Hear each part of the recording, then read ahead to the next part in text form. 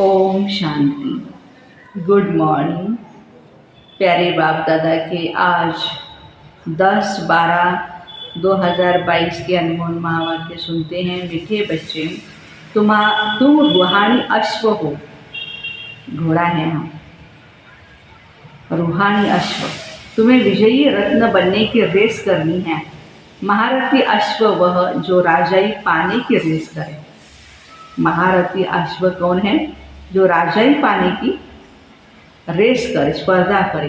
प्रश्न, तुम बच्चों में सतो प्रधान पुरुषार्थी कौन है? तमो प्रधान या तमो पुरुषार्थी कौन है?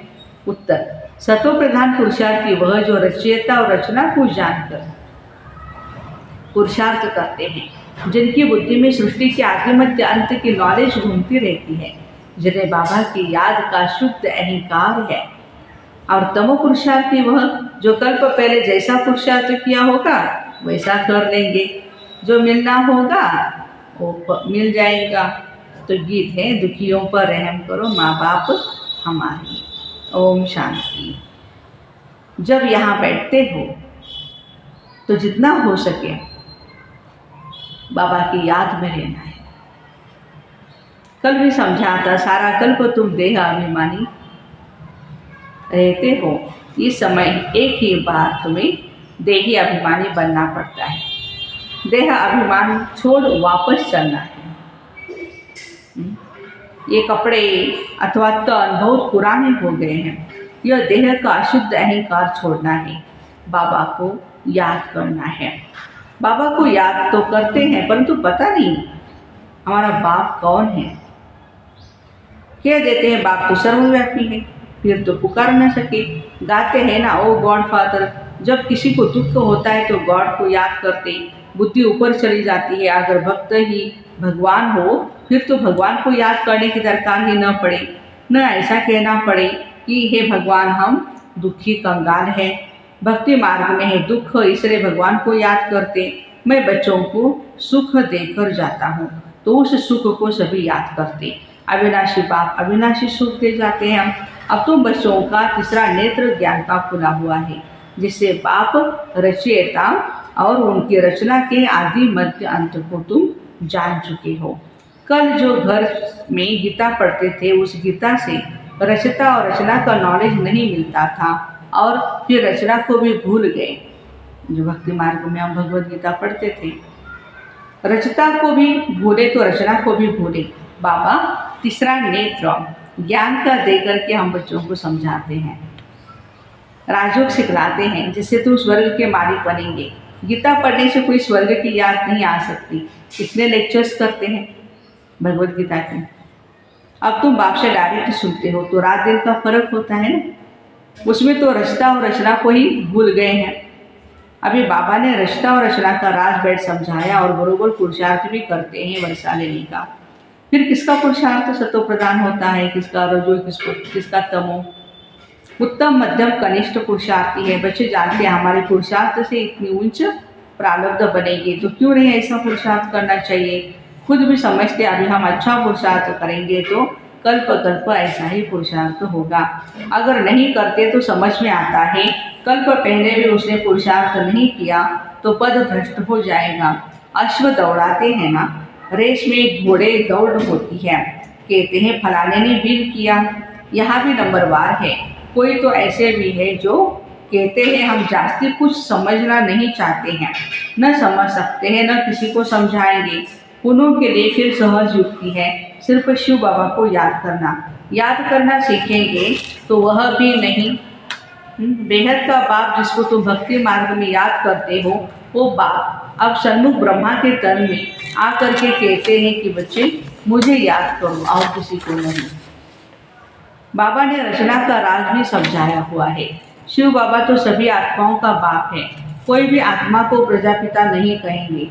आत्माएं तो अनादि है, प्रजापिता ब्रह्मा रचता है, ब्रह्मा मुख वंशावली। हम आत्माएं तो शिव बाबा की संतान ही। कहते हैं तुम मेरे तो हो ही, जितने हो उतने ही हो, कम जास्ती आत्माएं कभी हो नहीं सकती। उनका ही बेहद ड्रामा में पार्ट है। यह अनादि बना बनाया खेल है। बाबा कहते मैं आता हूँ जरूर एक सद्धर्म की स्थापना करने और अनेक धर्मों का विनाश करने के लिए। तो सद्धर्म प्रायः लोप हो गया है, वह अभी स्थापन हो रहा है। सतधर्मार्थात सतयुग का आदि सनातन देवी देवता धर्म, जो सत परमात्मा ने आकर स्थापन किया। जैसे क्रिश्चियन धर्म क्राइस्ट ने स्थापन किया, वैसे आदि सनातन धर्म सत बाबा ने स्थापन किया। सचखंड स्थापन करने वाला एक ही सच्चा बाबा है। तो ब्राह्मण बच्चे ही जानते हो, बरोबर बाबा आया हुआ है। बाबा समझाते हैं, अब ड्रामा पूरा होता है। तो अब पुराना कपड़ा छोड़ना है। नाटक में भी एक्टर्स का पाठ मुखर हो जाता है, अपने टाइम पर कपड़े बदलकर चले जाते हैं। बाबा कहते अब तुम्हारी आत्मा अपवित्र हो गई है।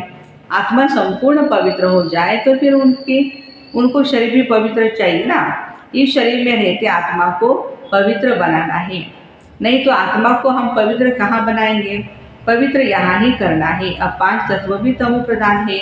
आत्मा जो पवित्र बन कर्मातीत अवस्था में आ जाएगी तो फिर पुराना हिसाब किताब चुकतू हो जाएगा। यह बात बच्चों की है, बच्चे ही सुनते हैं, तो ब्राह्मण जरूर चाहिए। तुम जानते हो स्वर्ग की स्थापना कैसे हो, तो ब्रह्मा जरूर चाहिए। यह है ब्राह्मणों का खुद। कहते हैं मैं ब्रह्मा के तन का आधार लेता हूँ तुम ब्राह्मणों को रचने के लिए। ये बातें तो ब्राह्मण और ब्राह्मणियाँ जानते हैं। यह है संगम युग की रचना। कितनी गुह्य राज है। शुरू में बाबा इतने गुह्य राज समझाते थे क्या। कहा जाता है सागर को स्याही बनाओ, जंगल को कलम और धरती को पेपर बना दो, और साक्षात श्री सरस्वती देवी बाबा की महिमा दिखने के लिए बैठ जाए तो भी कम है। कहते हैं ना ऐसे। ये भी ज्ञान पूरा नहीं होगा तो बच्चे सुनते रहते हो। यह गुह्य बातें धारण उन्हों को होगी जिन्हों का पढ़ाई में अटेंशन है। बाबा से वर्षा लेने के लिए कमर कस कर खड़े रहना है। वाह, कमर कस कर। थोड़ा भी अगर संशय हो गया तो उड़ जाएगा, फिर अचानक इसको तीर लग जाएगा तो एकदम निश्चय बुद्धि हो जाएगा। नए नए टोटके बाबा सुनाते। कल भी बाबा ने बहुत अच्छी रीति समझाया था। बाबा कहते हैं मैं परमात्मा परम धाम में रहने वाला हूँ, जिसको सुप्रीम सोल कहा जाता है।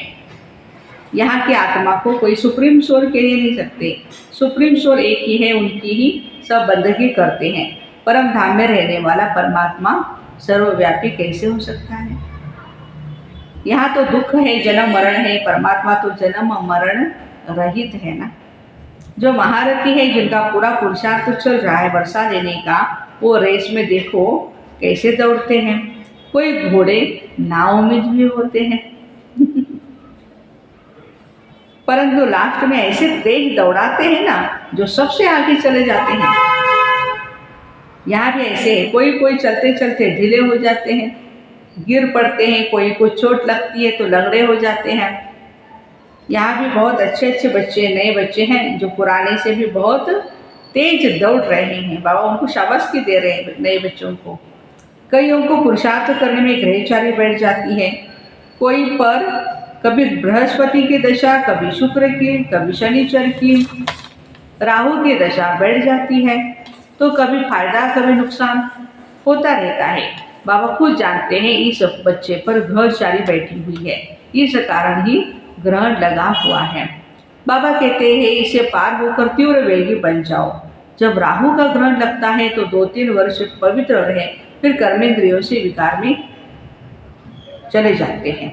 देखो बाबा कहते हैं बच्चे, काम तुम महाशत्रु है, जिन पर तुम्हें विजय पानी है। अच्छे बच्चों पर भी ग्रहचारी रखती है और फिर ये बच्चे जाकर के शादी कर देते हैं। प्रण भी पहले करते हैं हम पवित्र रहेंगे, फिर गिर पड़ते हैं, कभी श्रीमत पर चलते, कभी फिर उल्टी मत पर चलने लग पड़ते।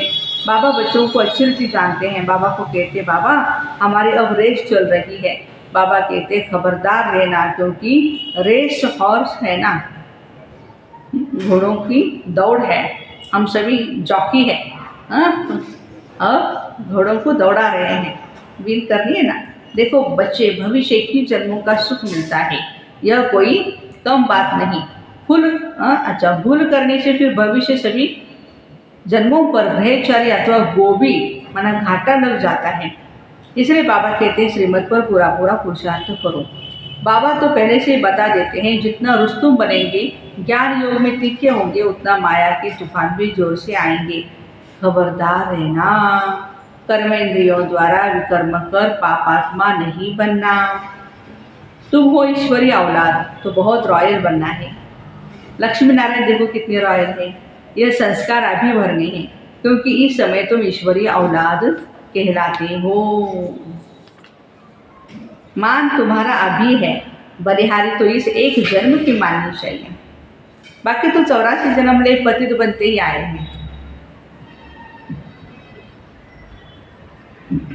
जब तक बाबा न आए तब तक यह मनुष्य सृष्टि का झाड़ जड़ जड़ीभूत तमो प्रदान होना ही है। इन लक्ष्मी नारायण को भी विश्व का मालिक उस मालिक ने बनाया। वाह। सोमनाथ का मंदिर भी बहुत नामी ग्रामी है। शिव बाबा ने धन दिया, इसलिए उनके मंदिर में भी बहुत धन लगाया है। पुजारी जब बनते हैं तो भी कितना धन रहता है, जो इतने मंदिर बनाए द्वापर में हमने। जो पूज्य पने में कितना न धन होगा। अभी तो है प्रजा का प्रजा पर राज्य, कुछ भी है नहीं।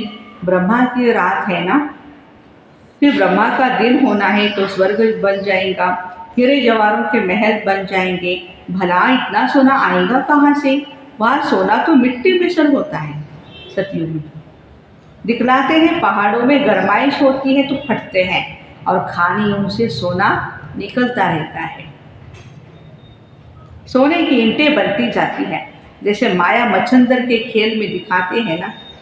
उसने सूक्ष्म वतन में सोने की ईंटें देखी, समझा ले जाएंगे। हाँ? और फिर आंखें खोली, देखा कोई ईंट वगैरह कुछ भी नहीं था। जैसे आँख खोली तो कुछ नहीं था। यहाँ भी बच्चे दिव्य दृष्टि में सोने के महल देख करके आते हैं। बच्चों ने गीत तो सुना, दुखियों पर कुछ रहम करो माँ बाप हमारे। बाप का नाम ही है बी ब्लिसफुल। ऐसे नहीं, वो सभी में विराजमान है। माया ने बुद्धि को बिल्कुल ही ताला लगा दिया है। बाबा कहते हैं मेरे सिवाय यह ताला कोई भी खोल नहीं सकता। नंबरवार ताला उन्हों का ही खुलता है जिनका कल्प पहले खुला है। उन्हों के पुरुषार्थ से समझ सकते हैं या अच्छी सर्विस करते हैं। परमपिता परमात्मा ने जरूर कोई शरीर धारण किया होगा। उनकी पहली रचना है ब्रह्मा। ब्रह्मा के मुख द्वारा ब्राह्मण रचे। ब्राह्मण है चोटी। जगत अम्बा ब्राह्मणी है, ब्रह्मा ब्राह्मण है, शक्ति सेना ब्राह्मण ब्राह्मणी है। बाबा कहते हैं मैं ही नॉलेजफुल हूँ, मेरा भी ड्रामा में पार्ट है। मैं ही आकर तुमको रचता और रचना का राज समझाता हूँ। यहाँ तो बाप, टीचर, सतगुरु एक ही है। तीनों ही कर्म इकट्ठे करते हैं। सतगुरु साथ भी ले जाएंगे, ये गारंटी है। बाबा सभी को सुख शांति देता है। लेने वाले तो आवे ना। बाबा के तो सभी बच्चे हैं, ऐसे थोड़ी है कोई को सुख शांति देंगे कोई को न देंगे। बाप तो सभी को माया की जंजीरों से छुड़ाने वाला है, इसलिए सब उनको याद करते हैं, स्वर्ग की स्थापना करते हैं, बाकी सबको मुक्ति में भेज देते हैं। ये तो बाप का ही काम है। अच्छा, मीठे मीठे सिक्के दे बच्चों प्रति माता पिता बाप दादा का याद प्यार और गुड मॉर्निंग। रूहानी बाप की रूहानी बच्चों को नमस्ते।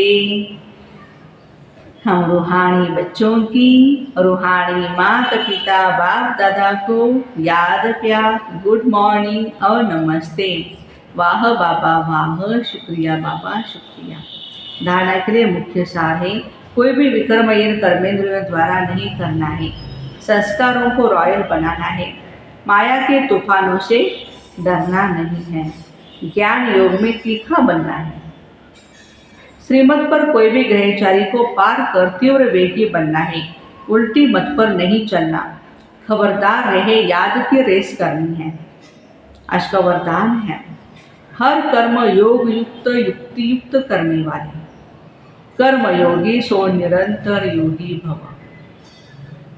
कर्म योगी आत्मा का हर कर्म योग युक्त और युक्ति युक्त होगा। अगर साधारण व व्यर्थ कर्म हो जाता है तो उसे निरंतर योगी नहीं कहा जाएगा। निरंतर योग अर्थात याद का आधार है प्यार। जो प्यारा लगता है वो स्वतः ही याद आता रहता है। प्यार वाली चीज़ अपनी ओर आकर्षित करती है। तो हर सेकंड, हर संकल्प, हर बोल सदा ही श्रेष्ठ हो। और एक बाप से दिल का प्यार हो तब कहेंगे कर्म योगी सो निरंतर योगी। आज का स्लोगन है, मेहनत से छूटना है तो मोहब्बत के झूले में झूलते रहो। मेहनत से छूटना है तो मोहब्बत के झूले में झूलते रहो। तो ऐसे हर कर्म योग युक्त, युक्ति युक्त करने वाले कर्म योगी सो निरंतर योगी भाई बहनों को ओम शांति। Have a nice day and happy Saturday.